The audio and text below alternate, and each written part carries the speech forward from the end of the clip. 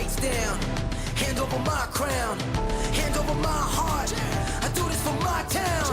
I do this for my crowd. So turn me up real loud. My time, my time. None of you people can tell me to stop. Hello, everybody. Welcome to today's episode of MGR Unplugged. I'm unusually happy today. I'm not sure why, because nothing has changed. We can just keep going day after day on this confinement, and hoping that the following week we'll be talking about, oh, we're free to go, but we're not. That's good you're feeling happy, because I'm feeling a little cynical today. So maybe we'll balance each other out. Cynical. Yes. Okay. How about your hair? Are you going to be able to that's another reason take your I'm hat off cynical. anytime? I'm just going hats only. I was going to go no hat, and I tried, and I said this doesn't I have work. a confession to make. I actually cut my own hair. Yes, but you can use, that's the thing. Here's my situation. I know it's a tragic situation. I'm suffering greatly compared to most people, but I let my hair grow a little longer this last time after my last haircut, and it was kind of like, okay, time to get a haircut. And I was going to get one about a week before the quarantine began, and typical thing, I kind of procrastinated. I was like, I don't really feel like going and getting a haircut. And then the quarantine happened, and that was over a month ago. So now my hair is just completely out of control. Well, we have, clippers and stuff like that. Yeah, Yes. but I don't use clippers. I use scissors. That's the thing. Well, just I give it a try. I don't have confidence. The good news is to, that if you mess it up, yes, you can go out anyways. here's the thing. And secondly, there's always hats. That's what I was gonna say. I was like, well, I can try the scissors. If I mess up really bad, the only appearances I make in the world are on this podcast, really. So I don't go out, obviously. So I can just wear a hat and no one will notice. Or maybe Plus- you guys can just laugh at me. Plus, I really don't really care much about my hair looks or anything. So it's just what it is. So, anyways, it is hat times for me right now. All right. Well, that's good. I see you endorsing Prince. Yes. Who is that Prince? Oh, that's a brand. Okay. All right. So what's new with you, buddy? What's new? I mean, not much. We're kind of going through the same. Every week feels the same. It feels like weeks have.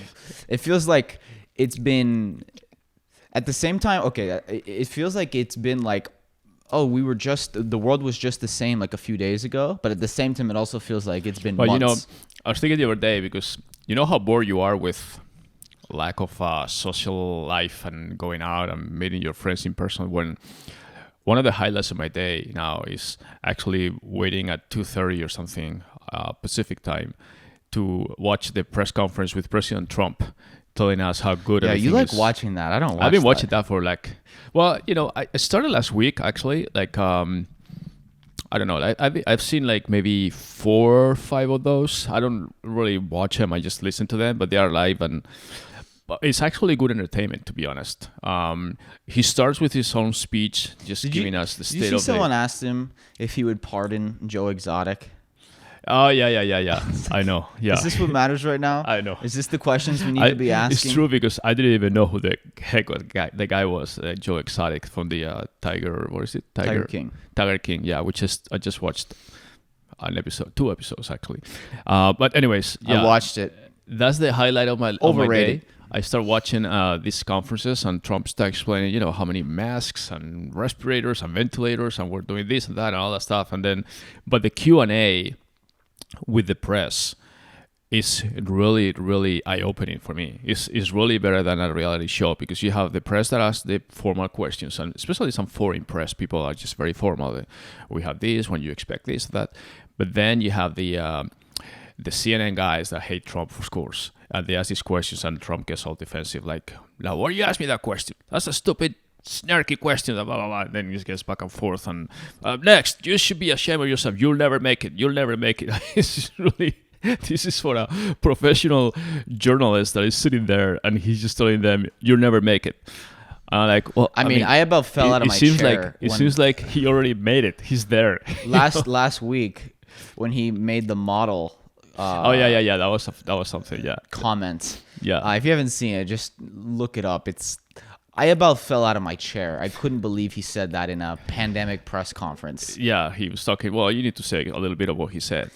Basically, he says something along the lines. They're talking about the models for the. I'm sure most people have seen it. The curves. It went viral. Basically, he's talking about the models for the pandemic, and he said something along the lines of, I didn't make these models. My experts made these models. I had nothing to do with these models.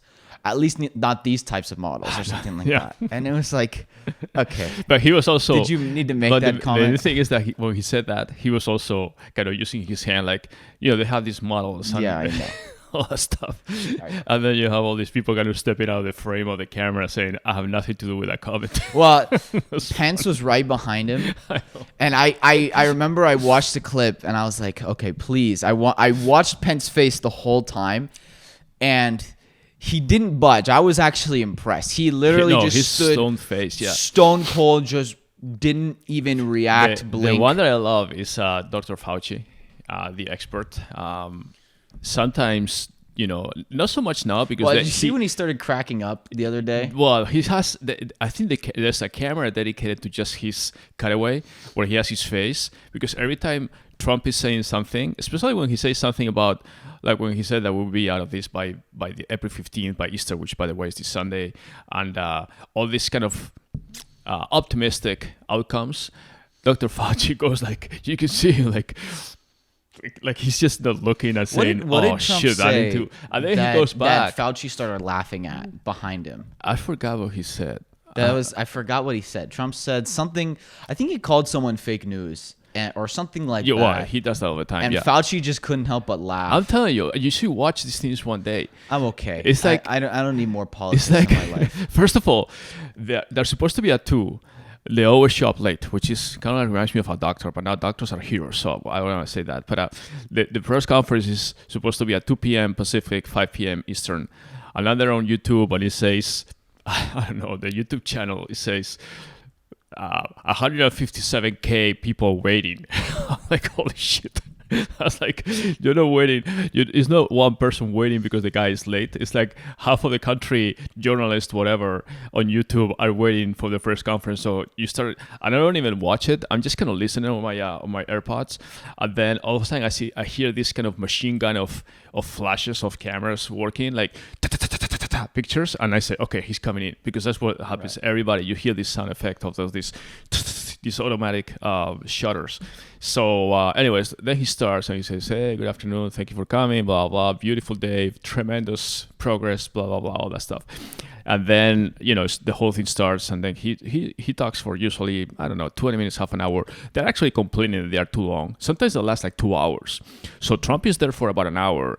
Then he takes some questions, and then he steps away, and then Vice President Pence and the I mean, what do they talk about for 2 hours a day? Is there not much new stuff that happens? Most of it is Q&A. Day? What happens is that he gives an update, and sometimes the update is not necessarily coronavirus. It could be talking about the oil crisis or something. I mean, it's just like a quick thing, and then it's a Q&A. Q&A is what takes the most time, because that's when everybody has a lot of questions, and there's a question in what he has just said, which may or may not be true or half true or whatever.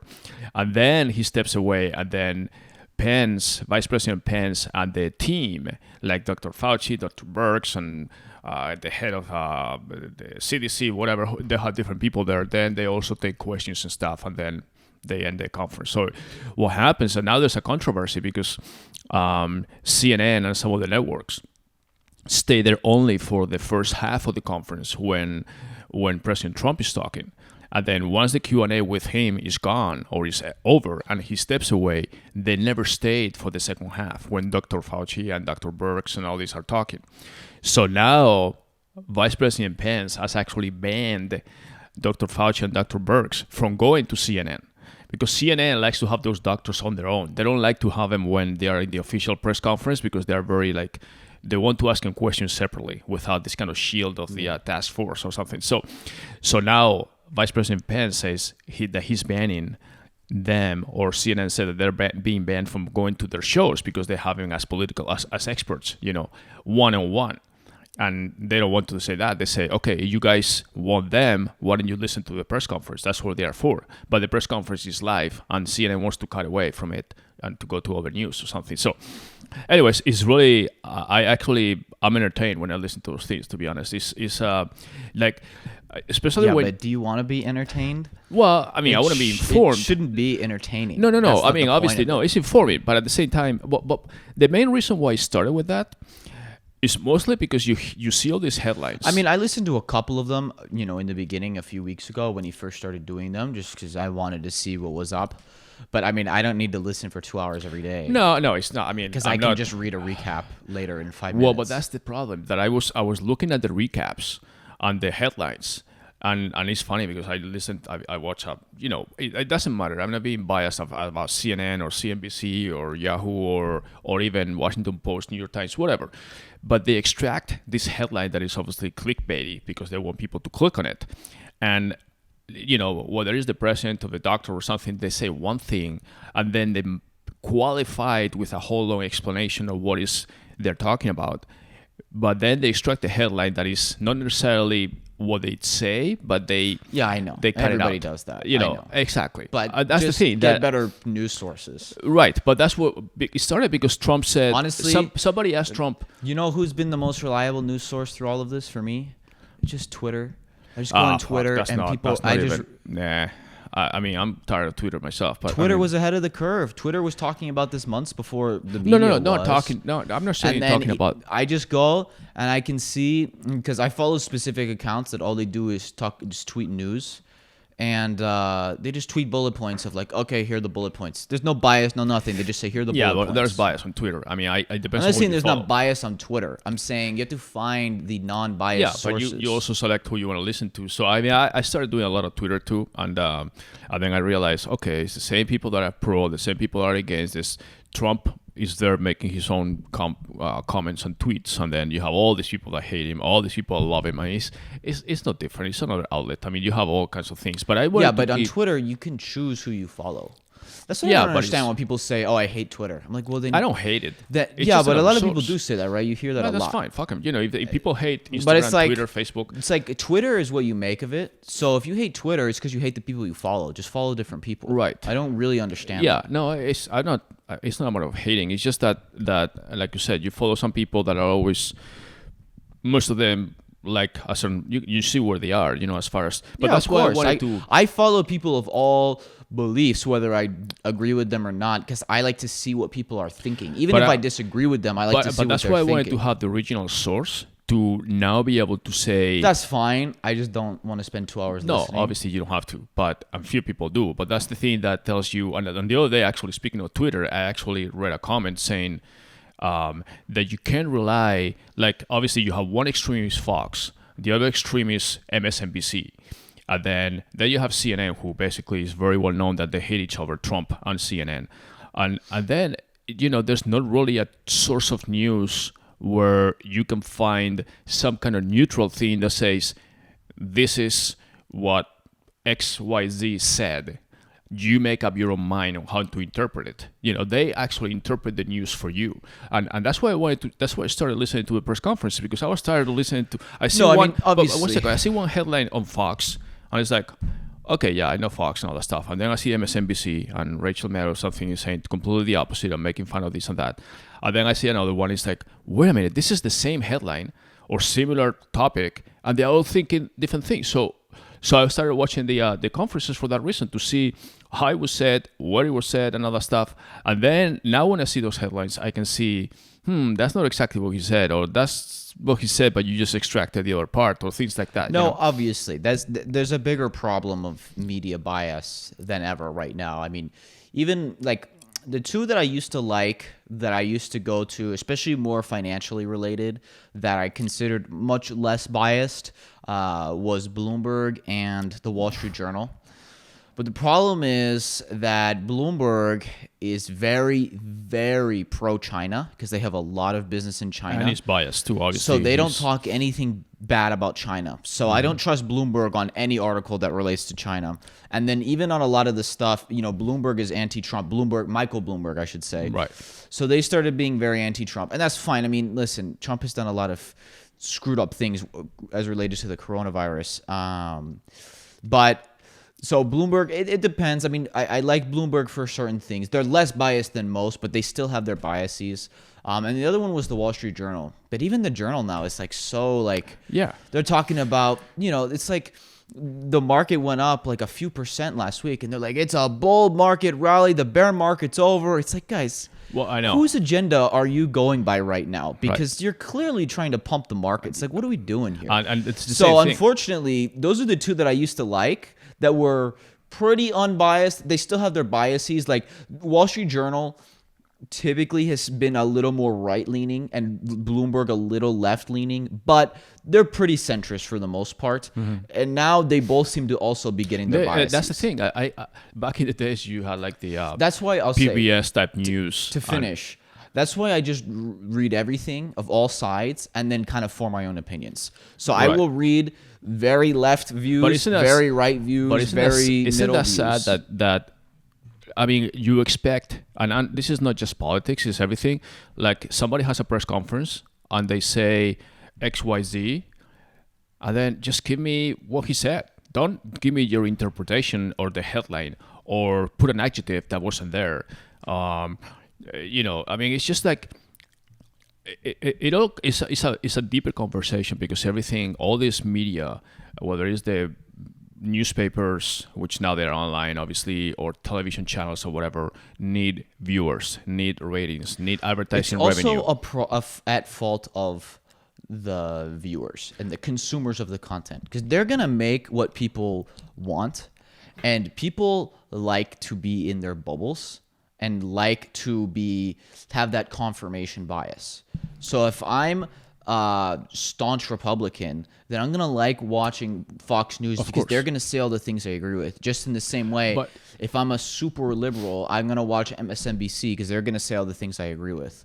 And people like being in their bubbles. People don't like hearing opinions that disagree with theirs. And Yeah, so that's it's why true. these networks do that. Because trust me, if people were saying, I'm not going to watch Fox News anymore, I'm not going to watch MSNBC anymore because they're too biased and their ratings started going down, they would change like that. But it's because it's the opposite, where when Fox was the first one. Fox was the first one that said, we're going to go full right. And then MSNBC decided, we're going to go full left. But guess what? Those two started getting great ratings. And that's why they do it like that. And it's the same online with we're talking TV, but it happens with digital publishers too.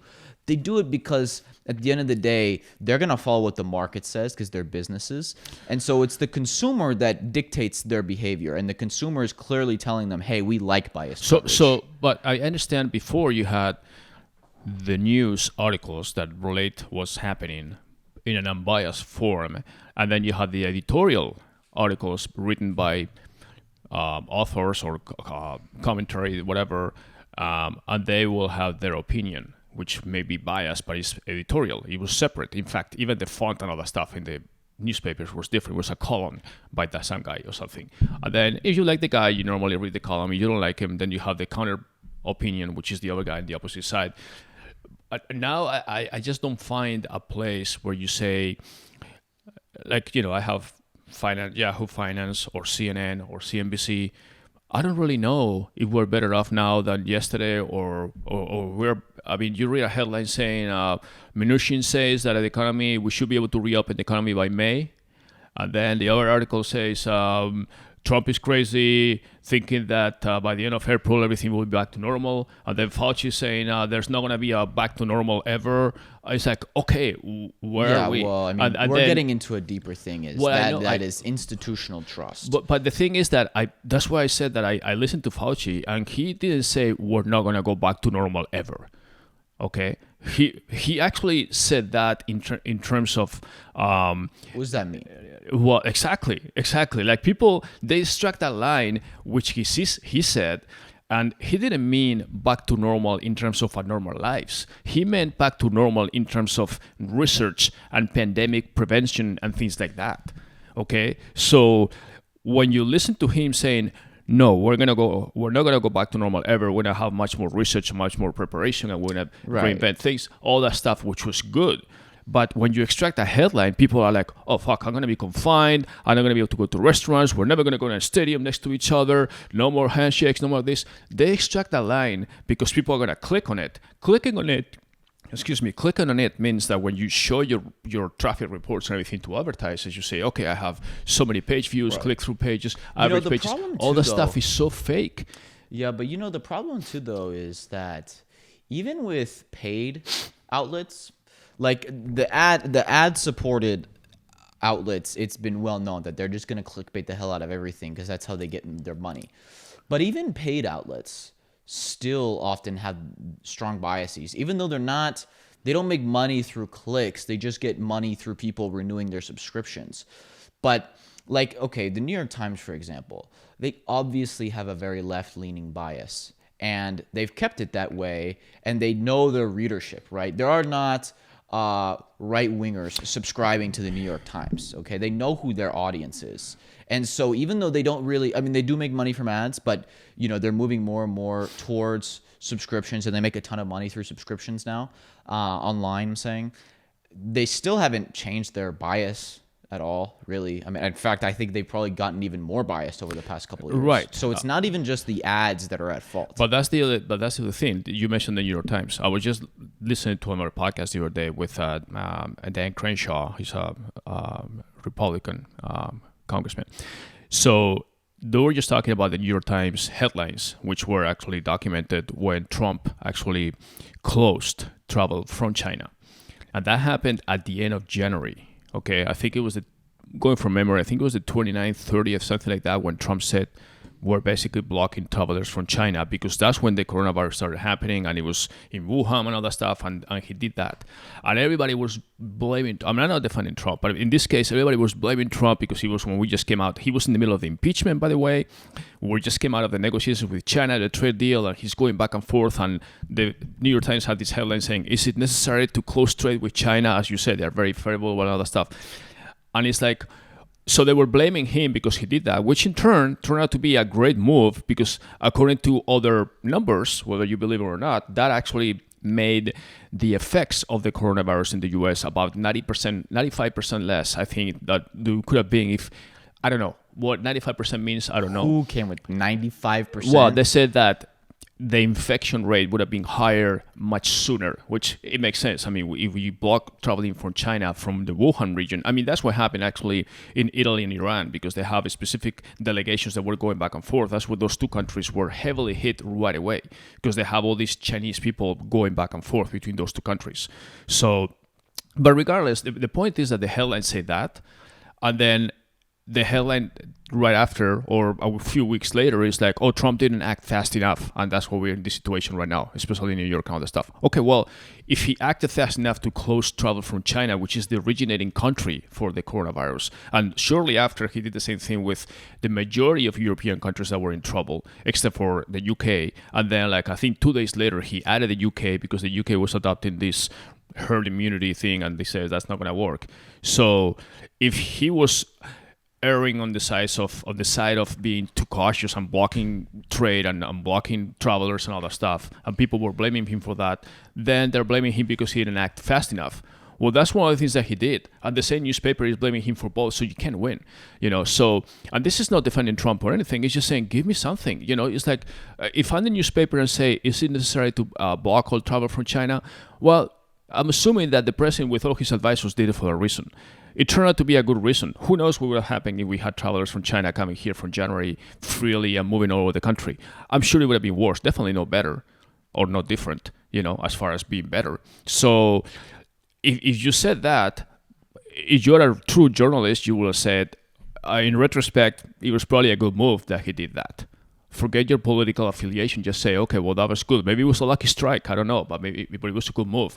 Don't criticize then the president again because he was right. late. I'm not disagreeing with you. I think that the problem is more deep-seated than just politics. I don't think it's a left-right thing because there was no left-right that made a difference as far as the reaction to this. It was a failure on both sides at all levels. Right-wing media was totally wrong. Left-wing media was totally wrong. There were plenty of left-wing outlets that were denying it too, just like Fox News was. There were Bill de Blasio, Nancy Pelosi, left people on the left who were denying it too, saying, hey, you should still go to Chinese New Year celebrations back in February, just like people on the right. So this was not a left-right thing. I think it's an institutional problem. Right. But that's why now everybody's pointing fingers. This solution of... My point, and let me Go for it, I man. I have let so you much go. stuff to say. My point is that this is not a solution of, oh, we need to have more liberal ideologies in place or more conservative ideologies in place. It's not left right. That's my problem. That everybody always tries to put things in Politicize left things. or right in Exactly. these buckets. And that's this is not a left or right problem. This is a fragility problem. I mean, there's so many deep-seated issues that this is causing to come up completely agree. that are not a matter of Democrat or Republican. That's Exactly. my point. Yes, I completely agree, because it's easy that we now forget a timeline of events that were taking place at the same time. But you look at, we had the trade deal with China was taking place all the way through the end of the year in December. And then we had impeachment, which basically was in full force at the beginning of the year. Then we have the caucuses and the Democratic debates, when we still have 4, 5, 6 candidates that were fighting for the nomination. And thus we're taking a lot of space too on the TV networks and everything else. All that stuff is happening while Trump is on his own and the administration, all that stuff. And then you have the World Health Organization, the WHO, basically saying, oh no, Yeah. Okay. That was my next point. that's another organization who's supposed to take care of the world health, well, that's the name, saying we don't see the need to ban travel from China. That's almost like racist. Why are we doing that? That's discriminatory and all that stuff. And so even Trump went against the WHO in that case, or the WHO, making that, and he was criticized by the WHO, which the US is the biggest contributor, by the way, saying, why are you doing that? Because it's heavily biased towards Chinese government.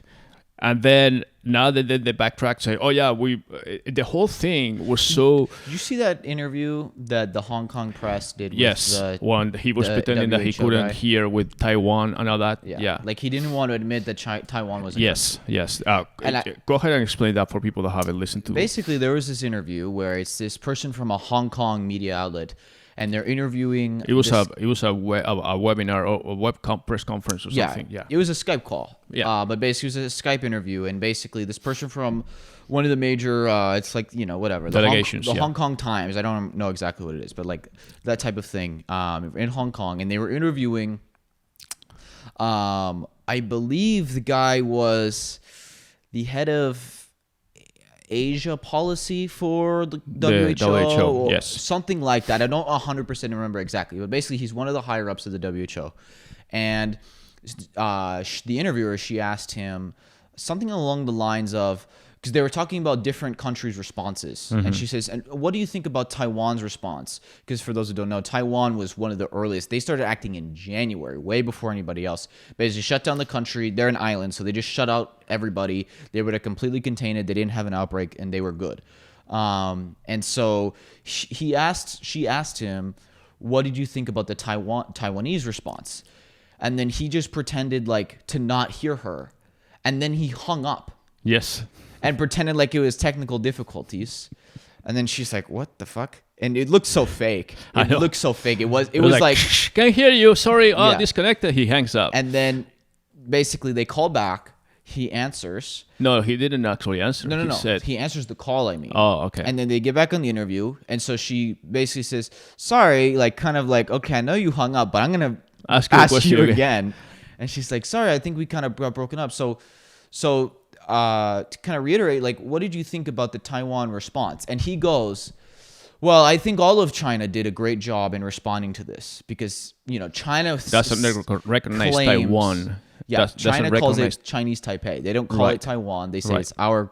And so he says, well, I think all of China did a good job. And so that's basically my answer.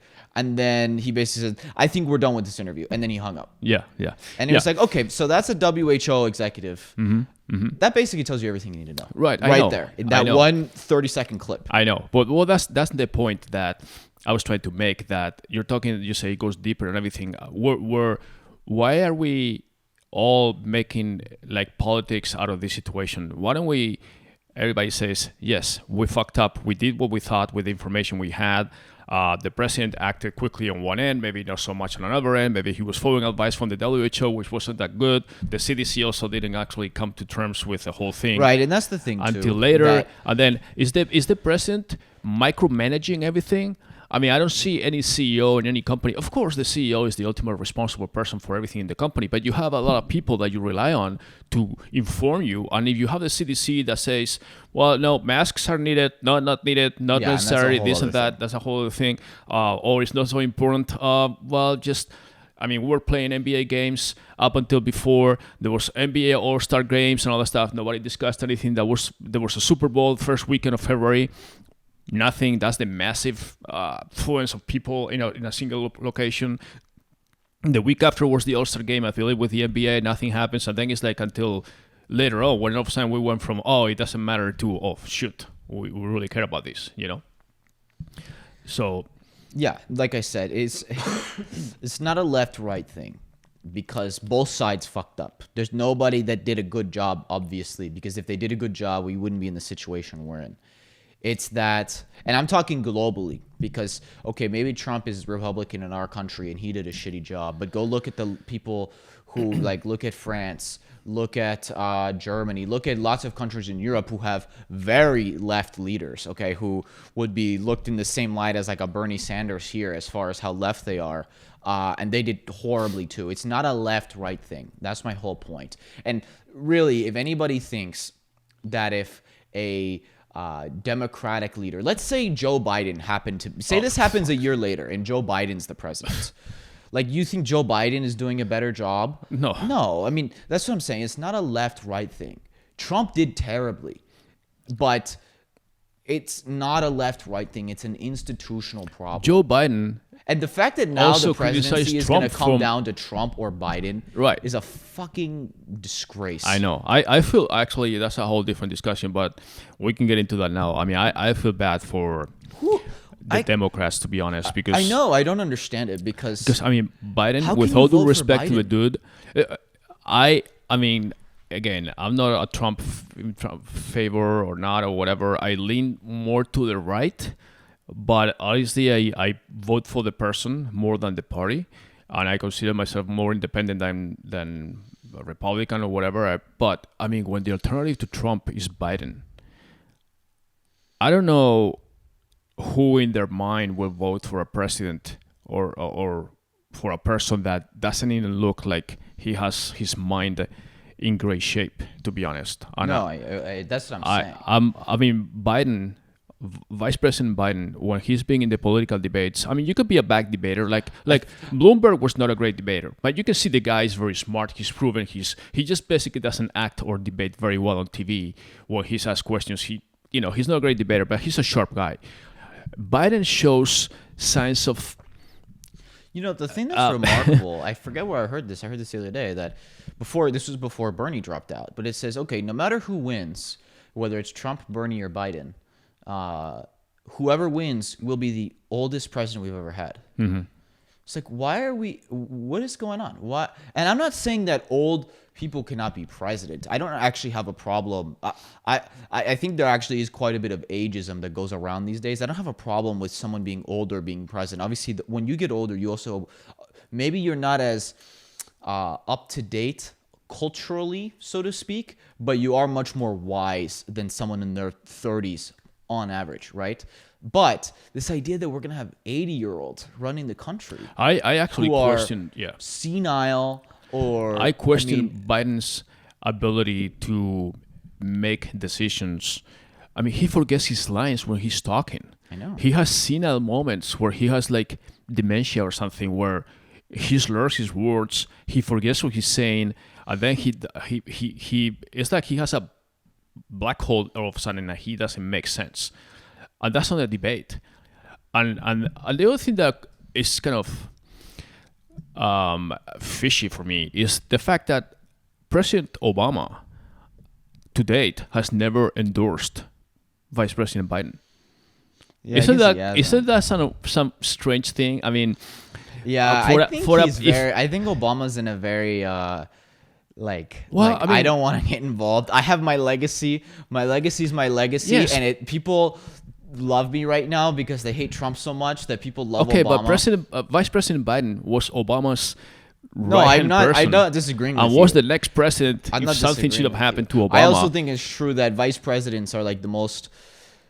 almost always, except in rare cases, like maybe like Dick Cheney, most vice presidents do nothing, basically. Unless they are, but at the same time, their first line in command if something happens to the president. Yeah. So they do nothing until they have to. But either way, Joe Biden has been like Obama's right-hand person, vice president, for like obviously 2 terms, 8 years, plus elections and all that I stuff. think he probably will now. Well, but Now that he's the only one left. There's only one left, of course. I mean, but even now, even when basically it was him and Sanders, and the guy said, okay, well, we're waiting for everybody that dropped out was basically saying, okay, I'm giving my support to Biden or giving my support to Sanders or whatever. And Obama, former president, he doesn't even say anything for Biden, who's his former vice president for like 8 years. And it's like, why? Because Obama doesn't want to, like, everybody adores Obama and all that stuff. And then why he wouldn't just say, of course I endorse Joe Biden. He was my vice president.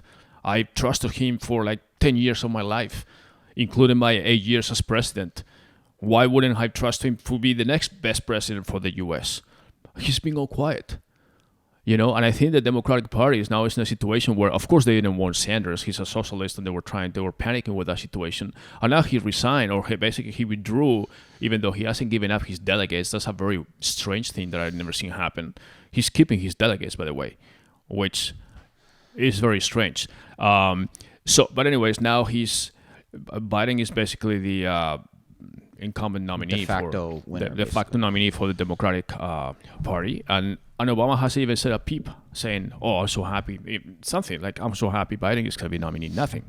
Like, it's like, I don't want to put effort or my endorsement on a person that I don't really trust. So, I mean, nothing against the person. I mean, Biden has gone through a lot of struggles in his life and personal challenges, you know. But hey, I don't think he's fit to be the next president of the United States. A person that has so much power that can push a button, do this, do that, and you know, you need to be in a little better mental shape, I think, than what he is. So I don't know. Huh? A little? Well, I'm trying to be nice and diplomatic, but I think actually, I don't know what Trump is gonna. Trump's economy and all that stuff. That it should be really easy to beat Trump because of all of this that's happened. And now Trump is gonna eat him for lunch in every debate. No, I know. I just don't think Biden stands a chance. Like this, it would be if you had a solid candidate. I think it would be really easy to beat Trump because all you have to do is say, "Hey, look at how badly you fucked up this," and that's it, and it's done. Like there's no reason why Trump should be reelected if there was a good candidate. But there's not. I think Biden's solution is that if he picks a female, he said he was going to pick a female we'll see. running mate, maybe Klobuchar, maybe somebody, and then maybe gets all the female votes or all the ethnic votes or something. But other than that, I mean, it's just, but even if he wins just because the popular votes or whatever goes to him, it's like, oh my God, help us, because that guy is like, anyways, that's a different thing. But to kind of finish off what I was saying is, you know, I'm not a political person. I really don't like talking politics with people because there's no convincing people. It's right. No, I've never had an argument with someone about politics where at the end of it, either I or they said, you know what, you're right, I'm going to change my political views. That is never happened, okay? And so that's why I don't like talking politics very much.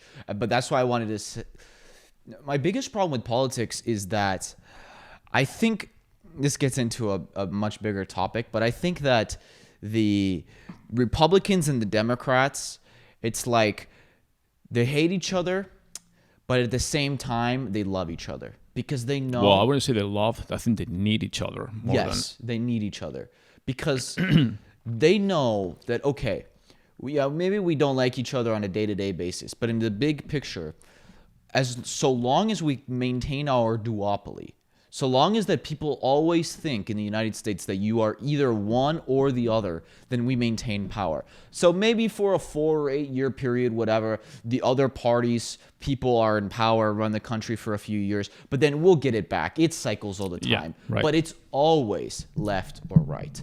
But things are not always left or right. And so I don't look at things through a left or right angle. Okay, I try to look at things in a more complete view. And I'm not trying to sound like intellectual here or anything like that. I'm just trying to say things are not binary, basically. No, they're not. And they treat everything as binary. But they also treat people, the audience, us, like we're dummies, that we cannot interpret or understand that when I'm watching this news or this channel or this other channel, that they're telling me their interpretation of the story and the way they want to steer me in that direction, So I'm smart enough to see Trump in a press conference. I know that he's half of it explaining what is really taking place. Half of it he's using the press conference to do like a campaign speech too.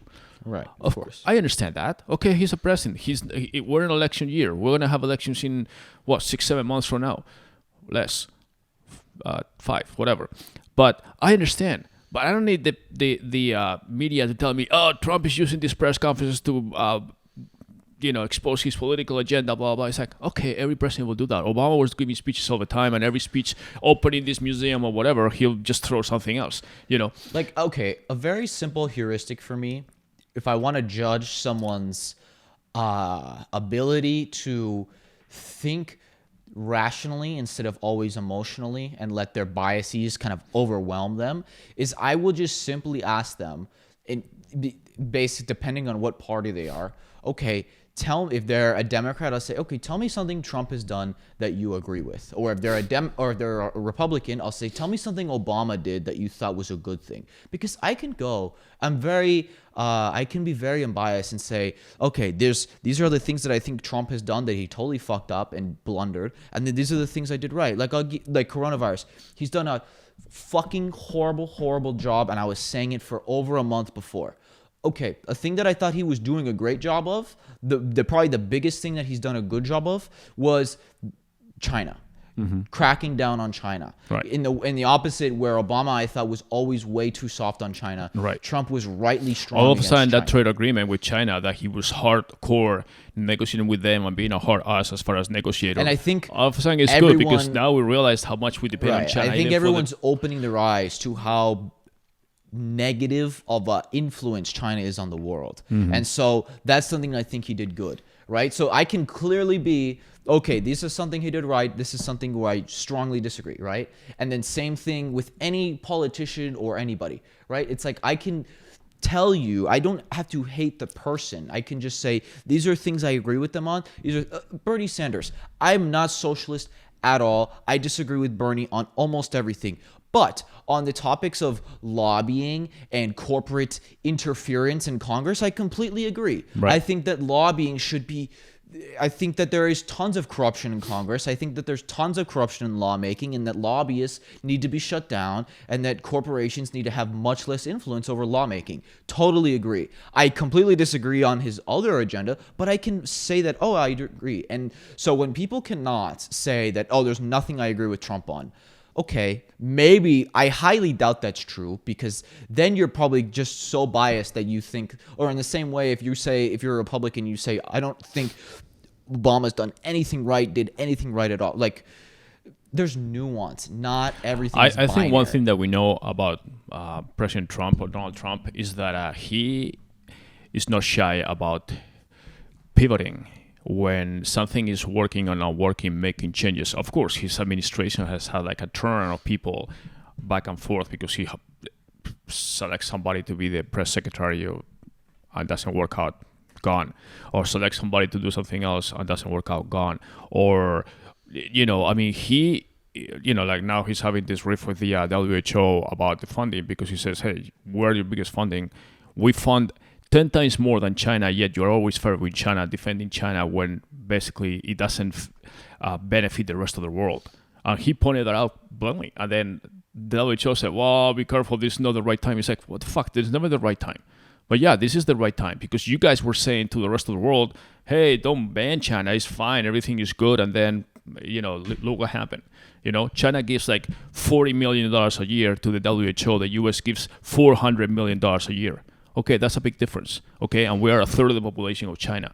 So things like that, Trump is very, very specific. He says, don't fuck with us. Okay? Same thing he said to the NATO countries before in Europe, our allies. They were saying, hey, we're putting all this money. You're supposed to put a certain percentage of your GDP. Of course, you're not going to put the same amount of money as the US. We're a wealthier country, but we all put the same percentage of our GDP. So if you, Germany, are putting 2%, you put 2%. Don't put 0.5%. Spain, Italy, France, all these countries. Don't count on us to always be the ones just making up the difference. So he went to them and said, either you are in or out. So he's a very straight shooter, and that's the way he is. And some people don't like that.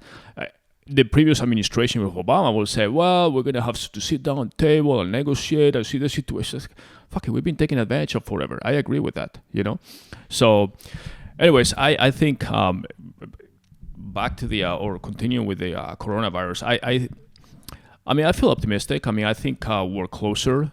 Obviously, we're looking at this every day, every week, and I think we're very close to we're closer to the end than basically. Yeah, of course, we're closer to the end. No, but I want to explain. Right, you obviously. think we're past the halfway point? I don't think we're past the halfway point. So I was gonna say, we're definitely not that will be past later this month. You think this month? Later, yeah. I definitely think that from I'm not going by Trump. I'm going by the doctors and researchers based on as a country. Obviously, New York is in very bad shape, and so you think Louisiana, that we're 4 or 5 weeks into quarantine? You think that we're maybe another 5 weeks away from being out of it? It's not going to be like all of a sudden they open the gates and the way goes out. But I think we're about 2 to 3 weeks away. I think by beginning of May or mid-May at the latest, we will start seeing some relaxation of the rules where there's going to be more testing available. There's going to be more of saying, okay, if you are either recovered or negative when you do your test, if it's a rapid test or something, we'll start opening some restaurants in a limited capacity. We'll start allowing people to go out in a limited capacity. And I think you will see, and maybe even state by state, some relaxation of the rules, allowing people to, businesses especially, to get a little back to normal. We cannot have an economy that is shut down for like month or week after week after week, as you and I know very well, because we're dealing with clients that are basically in very bad shape now. And the government stimulus program that is now another thing increased is only going to last for it's supposed to be like 2 months, 2.5 months to make up for the shutdown. And it's not even that much of a makeup because obviously it's huge. But I think it gets to a point where the remedy or the disease is the remedy is actually worse than the disease itself or the problem itself. And you say, okay, well, now we're going to go into a situation where the economy is tanking so much that people are going to have so many other problems that they're going to say, fuck coronavirus. I'd rather just get over that and then move on with my life, So there's psychological issues too that you hear experts and they say, this cannot last forever. I'm not saying that there's not going to be psychological issues of being shut down for another 2 months, but I just think we will be. Well, but I don't think, like talking about back to normal and all that stuff. I think that we won't be open in May. I think the earliest would be June. I don't think, I think certain sections or parts of the economy will probably start opening by mid-May or so, like certain things. Even I hope if you're right, but I don't think so. Even if it's sports, even if you see some sports that are able to do different. Yeah, but that's a big not sign. with attendees. No, exactly, closed doors, exactly. But yeah, even, but that's different. That I don't give a fuck about sports with closed doors. That's a big psychological factor. Okay, psychological, but I'm saying as far as people being able to go to a restaurant, I think we're still 2 months at least away from that. Well, if we have rules, and this is also basically discussed in many, not just in the US, but in European countries, the what they call now the health passport. It's the same thing that we discussed, I think, last week. But some type of health passport, ID, wristband, whatever, where they say, okay, either you overcame and you recovered, which means that you have immunity, or you are negative, basically. You have a quick test and you're negative and you're basically healthy. So there will be a condition where maybe they tell the restaurant owners, you can open your restaurant, but you need to open at 40% capacity, for example. You cannot. I mean, and they have that. I mean, I go. Right, but- for example, I go to Home Depot locally. Okay. But- and Home Depot, just an example, Home Depot is still open. It's considered one of those needed businesses to continue, whatever. But they have basically very are strict too, you know. conditions. Yeah, we are open too. We're media. Podcasting is considered essential. I don't know Yeah, if you saw that. for all our We millions are of- very essential But workers. serious. I mean, Home Depot, for example, has now one entrance instead of just going through every door or whatever. No, I know, And they but- say limited number of people coming in at a time. Okay. And then I know what you're separation, saying. all that stuff. I know what you're saying about limited so, people. What so I'm saying is, why don't we replicate that to other businesses? okay, what I'm saying is that maybe that works for Home Depot, and maybe that works for, like, I know Costco was doing something similar as far as only letting a certain amount of people in at a time. That doesn't work for a restaurant. It depends. A restaurant cannot be 40% capacity. Just Well, they don't make enough no, money. but that's when you give the owner the choice, saying, okay, well, at 40% capacity, you're probably not going to make money. Or maybe you only have half of the staff, because obviously you have half of the clients. Maybe you can decrease the amount of menu options and say, okay, instead of having everything that I used to offer, which is expensive in case the food is not eaten or whatever, we're only offering a limited menu. You can have other options, Or but what at least you leave about- it on them. You say, you can open your restaurant if you are at 40-50% capacity and no more than that at any time of the day, or limited hours. You choose. And the owner will say, fuck, it's not worth it for me. Or maybe saying, yeah, heck yeah. I mean, I'm doing now curbside serving or delivery, which basically means people order and I have a chef that is cooking something just to give it to a person curbside. A lot of restaurants are doing that just to stay afloat. Yeah, I know, but I'm telling you So- right now that 50% capacity, even 70% probably doesn't cut it. That's the thing. Well, but then let the owner decide. That's fine. You can let the owner decide. But I mean, if you're going to take a I'm 100% saying- hit I'm versus a 70%. I'm not saying don't let the owner decide. I'm saying, yeah, if in 2 months from now we can do that, that's great. But I'm saying that I don't think it'll make a difference because they can't afford it. Like, restaurants don't have the margin. And restaurants are just one bit. Okay, what about, like, movie theaters? Okay, so you can only have, if you have a 200-person auditorium, you can only have 50 people or something. Maybe. And then press conferences they have now, you look at the press conference with Trump and all that stuff, they're supposed to be in confinement too, or separation. They have all these rows of chairs, like a movie theater with all the journalists, and they are all like 6 feet from each other. There's like a chair, 3 empty, But then a there's guy, also another. the thing of, just because you open it doesn't mean people are going to go. You think people are really going to be, like, racing back to the movie theater? I don't know. I definitely wouldn't. I think I love people- movies. I I love think- going to the movie theater, but I'm not Well- going back to a movie theater in the next 6 months. I'll tell you that right now. I don't know. Maybe, for example, sports arena. Okay. Yeah, I don't think people are going back to arenas. Well, I don't know. Maybe anytime they soon. say, okay, for the home games, only people in these sections or these rows can come in, and we alternate. So you're a season ticket holder. They say, okay, you're in row 20, seat 25. You can come in at this game, and then the other guy next to you is going to be on seat 29, like 4 seats apart.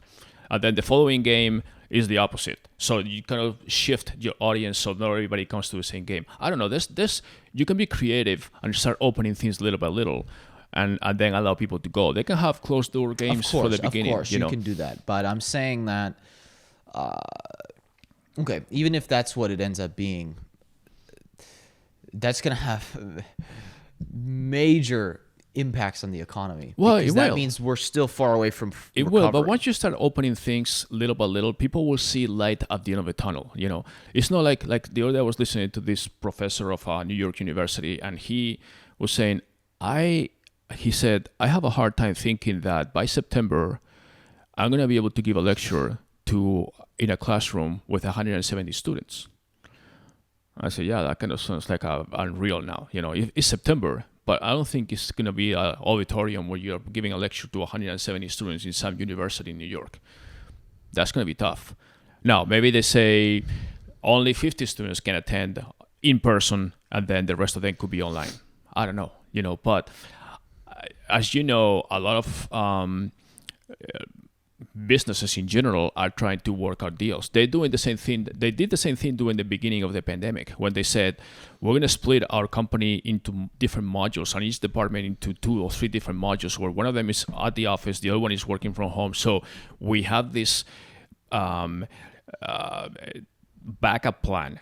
People that come to the office keep the distance and all that stuff. People that are home are working from home, and then if somebody here, something happens, okay, we're gonna quarantine these people again because they got infected for some reason again. But then we have these people that are still able to continue working because they are part of the same team, but just working from separate locations. So you have that kind of redundancy plan in place to keep people going, but you start getting people back into the economy, back into a swing of things. So I don't know. I mean, it's all different planning. Every business is being very creative. As you know, the NBA was even talking about starting the league in a single city. Well, they approved yesterday a horse tournament. Yeah, well, that's kind of to keep people with something to watch, But I even heard that maybe they will go to a Vegas city, That doesn't look like it's going to happen. Yeah, I know, but that was an idea. It looks like they might just use their practice facilities. But I'm not worried about sports. Sports is like, okay, whatever. I'm worried more about the millions of small businesses.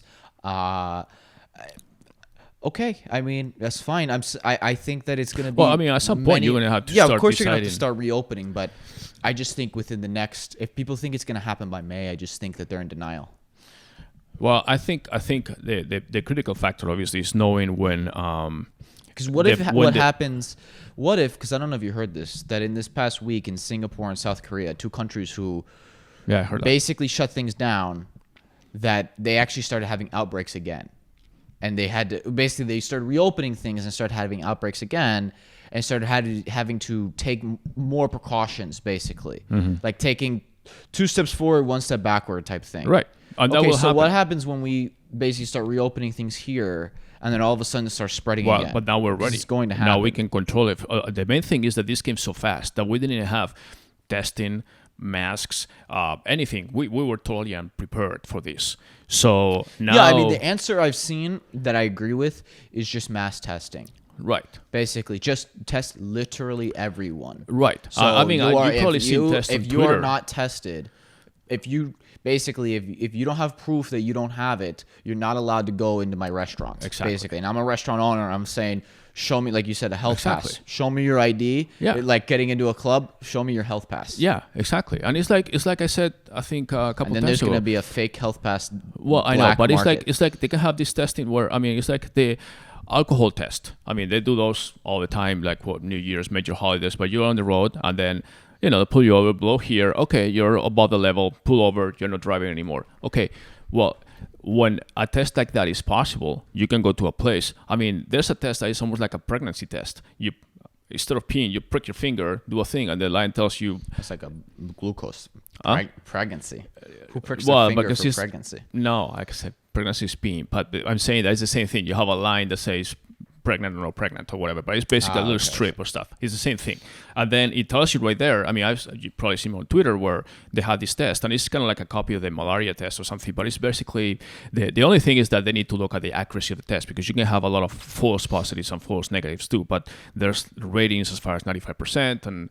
But anyways, they have these tests, and then you do them, and then you say, okay, I'm good. And you can do that in 5-10 minutes. It gives you the results. So once more tests becomes available,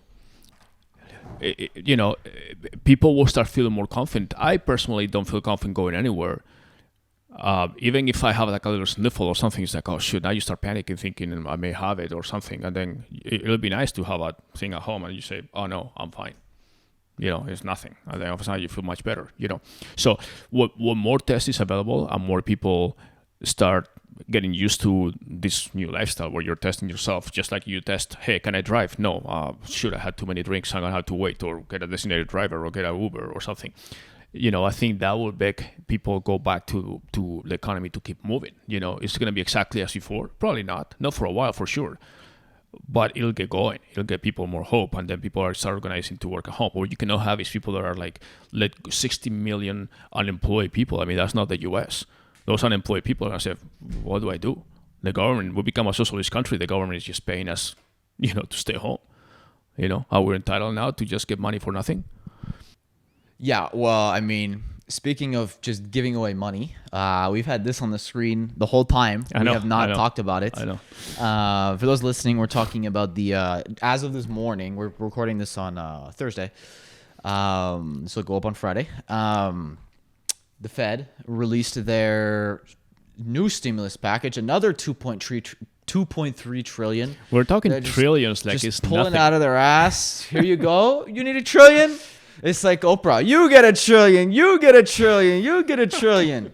Everybody gets $1 trillion, baby. It's no problem. It's funny because we talk trillions now. You know the difference? I mean, my obviously you do, but you know how much is the jump This from is a billion to a trillion? This is what that people don't understand. Like, okay, so to be a billionaire, right?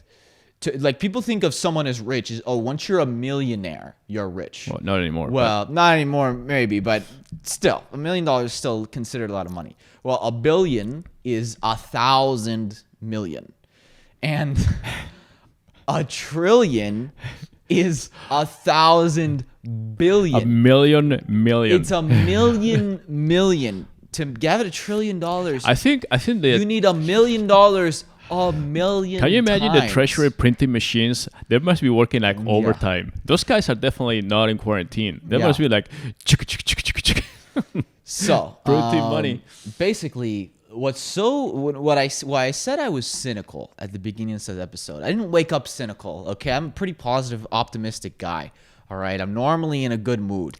I know it doesn't always seem that way, but you know the podcast it's for entertainment. You gotta get riled up. You know, I'm like the Stephen A. of the marketing world. Oh man. But anyways, it's blasphemy, as he would say. No, I mean, this is crazy. I don't know if you read all the details of this or if anyone's read the Not details yet. of this. I had enough with the But- Trump news. When the first thing I read was the Fed is going to start buying junk bonds. That means, so for those who don't know how credit ratings work with bonds, okay, so you have like Standard & Poor's and Moody's and these credit rating agencies, and basically they assess bonds and they give them... It's almost like a classroom rating A, B, C, D. Right, they basically give them ratings based on, it's mostly based on what are the odds that this bond is going to get paid back, okay? What is the financial health? So the bonds, if it's a corporate bond, how healthy is this company financially that's issuing this bond, and how likely are they to pay it back? So Creditworthy, yeah. if you're an Apple, you get like a AA, AAA rating normally, right? You have tons of cash in the bank. The odds of you not paying back your bonds are super low. So it goes from AAA, AA, then BBB, BBB. Okay, and so those are the ratings. Below B, which is basically the sixth lowest level, 6 levels below AAA, is considered not investment grade. That's literally what they call it. They just say this is not considered investment grade, so they classify it as junk bonds. And so the Fed is going to buy what's considered non-investment grade But junk they have bonds. great reward. You know, Yes, the rate of but return is much higher They're too. buying So maybe high-yield junk bonds. know. We're talking 10, 12% bonds. That's fucking crazy. That's never happened before. You thought TARP was crazy? This makes TARP look like what a I like fucking... of this headline is just the Fed plan would inject another 2.3 trillion. Like, Inject. how do you inject? Where do you get this money from? I know.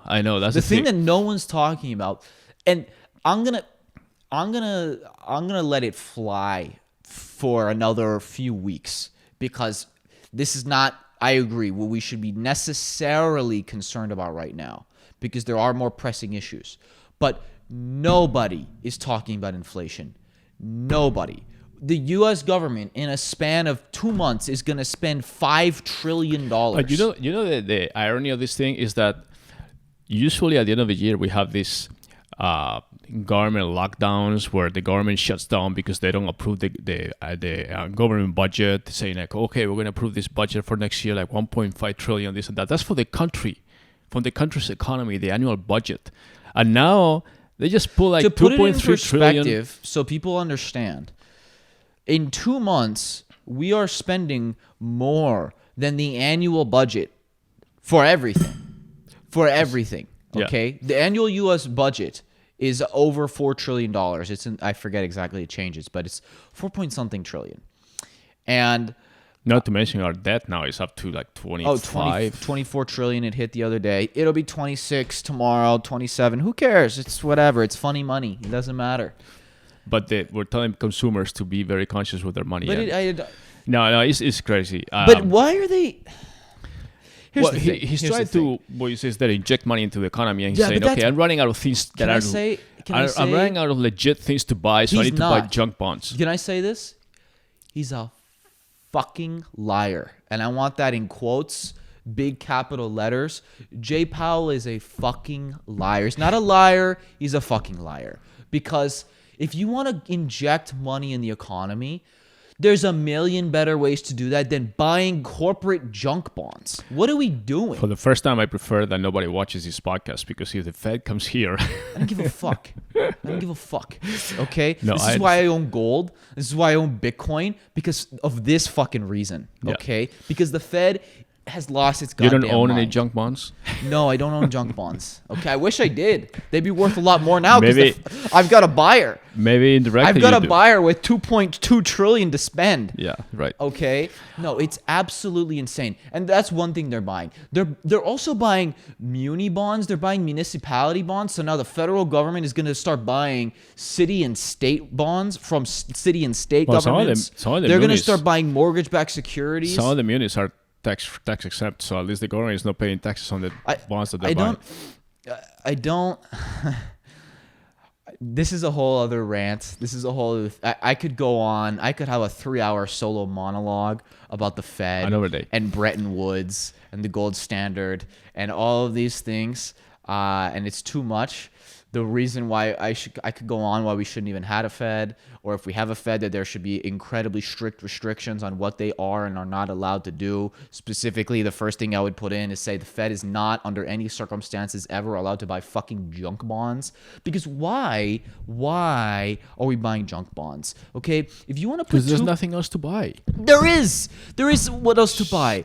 You can give money to the people. Well, I know. You can give money to small businesses. This is corporate Yeah, corruption. I know. That's what this is. That's what they were They're saying with buying the. junk They bonds. said they're going to companies who are saying we're not going to be able to pay our debts because we were financially irresponsible, and the government's going to buy the debt so that we have a longer time period to pay it back, or maybe they'll even just forgive it. I swear to God, if the Fed forgives some of the debt from these junk bonds, no, but not only that. I'm with all this getting money rid that of my US dollars. they've injected all this money to the economy, like it says, they're injecting and buying all this. Going even 100% mortgage. gold. They could have given each American citizen $100,000 and say, okay, this is how much money. not we can give. 100,000. Well, I actually did the math. If they wanted to give, if you split 2.3 trillion. no, not this 2.3. Add the other 2.2 that were before with the Well, previous just stimulus. with this, if you did 2.3 trillion divided by the 180 million working Americans, it's $13,000. Yes. Just about. Right. So you could have given every American $13,000. Working Right, American, and 13. add up the previous stimulus. Right. That's But- another 2.2 trillion. So that's what I'm saying, that when you add up everything between the stimulus that they gave, the $1,200 per person per family, on $500 per kid, whatever, and then the small business incentive, the paycheck protection plan, this thing right now, every American could have had like $50,000. No, not 50. Okay, you tell me. But yeah, like 30. 15, 20, yeah. And More that than would make that. a huge difference. This But alone is. Here's my point. It doesn't always. I do think if you're going to give away 2.3 trillion and none of it is going to just people, I think that's kind of insane. Yeah, I do. But if they said, okay, we're going to give another whatever, instead of basically, because 2.3 trillion basically would give 180 million Americans $12,700, I think was the number exactly, if you can throw it in a calculator. But if they said, okay, we're not going to give all of that, but we're going to give everyone another, in addition to whatever we already promised, we're going to add another $3,000 on top of that. Okay. And then the rest of that money is going to go, and we're going to start buying basically even more to small businesses, even more. If they, like, why junk bonds? What are we doing here? Well, I know. Well, let's kind of start wrapping it up, because I think we're getting. I mean, we've been talking for over an hour, but it's so blatantly like we don't care anymore. So let me ask you. We're so corrupt and we're so powerful, and there's nothing you can do about it, and we don't care anymore. So prediction time. What can people do? Buy gold and buy Bitcoin, because goddamn, I don't trust any currency right now. The only thing that the U.S. has going for it, and I'll say this, and this is the kind of fucked up thing, truly, that even though the U.S. The Fed can do all these things. The Treasury can print money like it's free. For them it is. It's free for them. Because we can spend ungodly amounts of money on ungodly things that we never need. It might not matter, because at the end of the day, the U.S. is still the number one economy, and there's no other currency that comes even close, because the euro will be destroyed within the next 5 years. The Chinese yuan, the renminbi is completely fucking worthless. Who's putting their money in renminbi? We criticize the Chinese for manipulating their currency. The pound is done. I mean, there's no currency that can be trusted. And because of that, the de facto trusted currency becomes the most powerful economy, which is the U.S. And so we're going to have tons of capital flight coming to us. And so it's going to be like a last man standing type thing, where it's not that the U.S. is going to get through this better than most countries because we've policy-wise been better than most countries. We're going to get through it better than most countries just because we are the more powerful and richer country, basically. It's only that. All right, let me ask you one final question, David. I think we probably need to wrap it up soon. But next week at this time, a week from today, by the way, happy Easter, everybody. This Sunday is Easter Sunday. We're going to be all confined, but still it's a good time to celebrate. Hopefully you're confined with your family, so maybe you just need more time apart from your family. That's a whole thing. But anyways, next week at this time, what do you think will be different as far as the situation? Are we starting to see a little more and I didn't get into the markets. Right, but let's just kind of leave something for next week. But I'm not giving financial advice, but I can't believe the markets are still I know. up. The market is already up today. I'm gonna start buying puts. I mean, I'm not kidding. This is not financial advice. Don't listen to me. But I'm gonna start buying fucking deep out of the money puts on S&P because this is I've been investing just crazy. because I'm playing with the market. I was waiting for the S&P to dip below 2,000. What is it at? 27 something?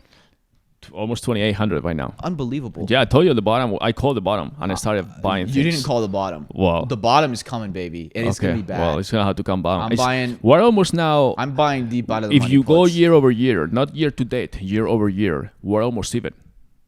Okay. I know, it's insane. Yeah, that's what I'm saying. So year over year, like last year in They've April, lost their goddamn minds. Last year in April, we were about the same as we are today.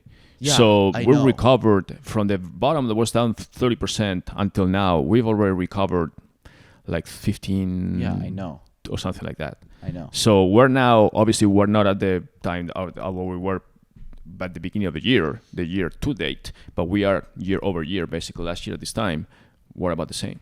Now, is that foolish? I'm sure it is, but a lot of people are making a lot of money in this market, and tell you what, because it's a little predictable, and you have a It's big not predictable. No, but you Don't say that. It's not predictable well, at all. no, it's been for a while. If I would have told you that 3 weeks ago when we dropped 30%, no, we would be almost back to even. No, I'm saying in that 2 since weeks you would have called me insane. No, that's not what I'm saying. What I'm saying is that since the pullback correction happened, we've had fairly predictable upswings of 1,300.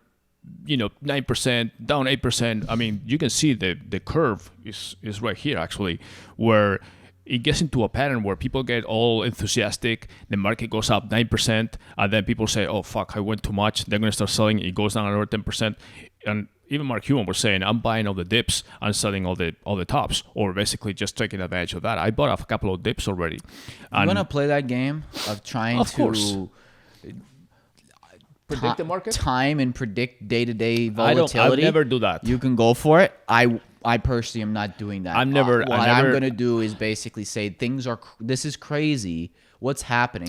Just in the same way. There's certain companies that there's certain companies. But just in the same way that in February we had a conversation on this podcast when the coronavirus cases were exploding and the market was at all-time highs, and we said this is insane.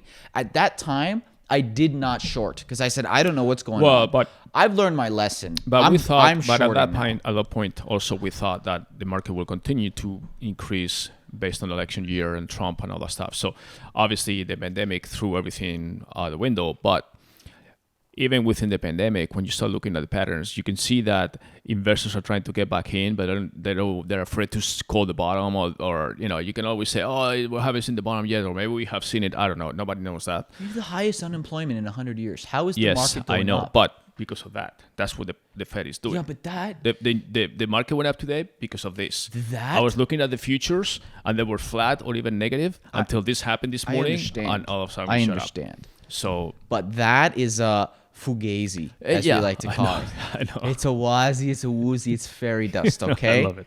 All right, we'll leave it there. If you All got right. that reference. Yeah, that's one of comment. my favorite quotes too.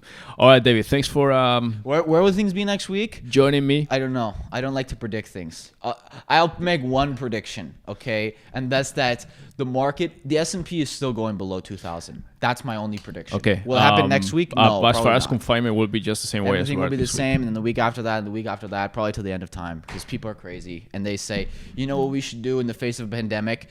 Forget trying to solve the issue of the virus. Let's just buy junk bonds. That's how we cure the virus. Okay. All right. We'll leave it there. Thanks for your sarcastic ending. And for all of you, have a I was very- gonna pitch a new segment for the show. I don't even think it's necessary, but like maybe a little 5 minutes, and it's just called David Gill is pissed off, and I just rant for 5 minutes. All right. Well, I'm gonna go have lunch, and then you can have it on your but own. I figure Just pretend that I I'm here. basically have that every week right. anyways. So All right, guys. Happy Easter. I know it's different than every other Easter that we've all celebrated. and if Definitely you celebrate, unless you are like I don't know, born in whatever. 1917 or 19 when the Spanish flu pandemic happened, you probably are celebrating your first Easter under confinement. But anyways, make it very happy for you. And thanks for listening. If you got all the way to the end of this podcast, we really appreciate it. And we'll see you next week. Bye-bye, everybody.